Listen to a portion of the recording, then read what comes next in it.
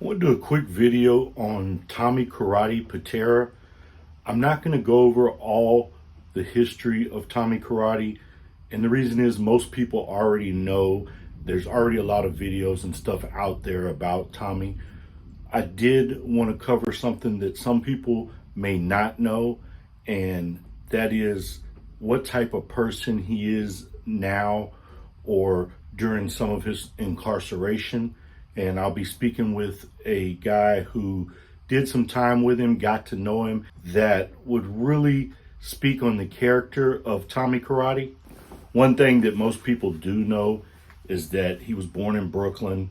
His mother was German and Polish. His father was Sicilian. By the 1980s, he was a made man. When he was 12, he was really into martial arts and actually received a scholarship to go to Japan and study martial arts, which was something that even as he got older, he was really proud of and still practiced while in prison. He was allegedly with the Bonanno family. Most people know that Tommy Karate was allegedly ordered by John Gotti to do the hit on Willie Boy Johnson for being an informant. He went to trial for that murder and hit and was acquitted of that. He was, however, convicted in 1992 of 6 murders and drug dealing and other type of crimes like that. He was given a life sentence.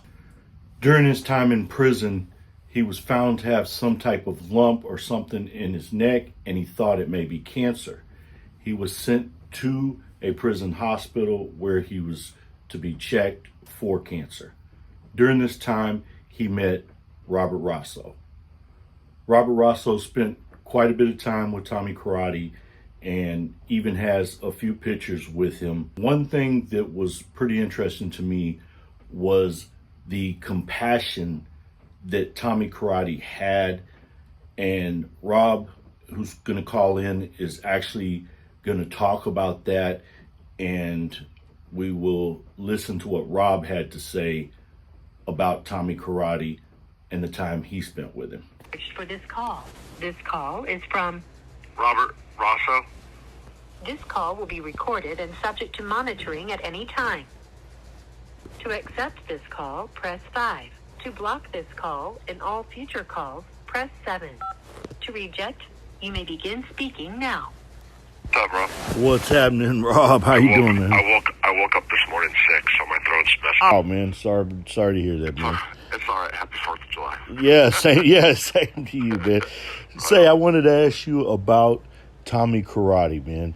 I know you spent some time with him, and you consider him a friend. Just any little trivial things, stuff that that you picked up from him, and just your opinion on Tommy in general. Well, I'm in the same spot where I met him back in 2007, which is Butner, in the hospital, and one of what stood out, he worked out every day constantly. Like, he worked out hours out of the day. Okay, that was one of the things. Actually had a exercise place up here, like bikes and things you can do, pull-ups and stuff like that. But he did that every day. Then he went. He hated being in the sun. He absolutely did not like going outside at all.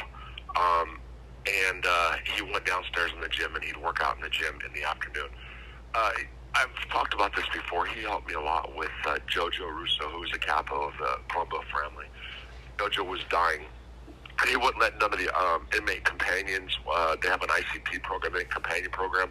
They actually do the assistant of the inmates for the nurse clean up their beds, stuff like that. Jojo wouldn't let anybody else help him but me and Tommy. So we did that daily together. Me and Tommy helped Jojo pretty much. I did probably more than Tommy, but for sure every night he was up there with me. He hated the sun. He hated the sun. And I don't know if that was due to cancer issues. He did have a bump on his throat. Very pale skinned. He did stay out of the sun for sure. And I think it was also has to do with the aging. He didn't want to. I think that was one of the things. I don't really know. And so, as far as just his demeanor and everything like that, one of the nicest guys I've ever met. It's one of the nicest soft-spoken guys I've ever met. That is absolutely no bullshit. I have made the comment before, and I would say it again. I would let my grandkids or my great grandkids be watched by the guy. I'm not the only one that said that. Mary, how the hell do you say his name now? An attorney has a YouTube program called Mulberry Street, has said the same thing, and I think he actually let his kids be watched by Tom. I think so. Wow. So as far as murder, stuff like that, look, he was convicted of how many? 6? I forgot. There was more than that. The prosecutor didn't get, they said.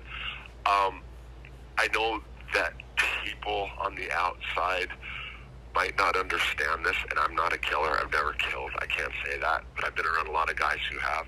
I think at some point it becomes business. I know people have said that he went the extra mile.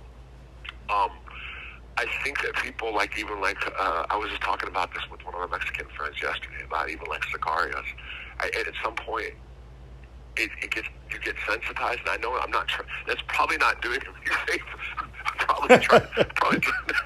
But what I'm saying is, I think he separated that well, if that's what the case was. Not from New York, and that also wasn't a part of my life where I was living around wise guys and stuff, so I don't know how he carried himself out there. Right. How he carried himself in here. True gentleman, total gentleman. Would take his shirt off his back, give you the shirt off his back, and literally help me wipe another man. That's literally. Yeah. That that there, man. I'm just sitting here thinking of it, man. And like that's a pretty personal and compassionate thing, man. Taking care of someone who's needs assistance like that, and so that says a lot about him, I believe. Look, I can say that, and I'll even go further in saying this. Well, I've had to do it. I've done it here recently. The same thing, sober. I wasn't sober. I was on pills when I did. He was. So, and I'm not saying I wouldn't. I absolutely would. I'm proving it right now. I'm not in the last few days, but I've proved that I can do that and help somebody in that kind of need right now that's a friend. And the guy that here, even JoJo, we had a falling out before he came up here and was dying.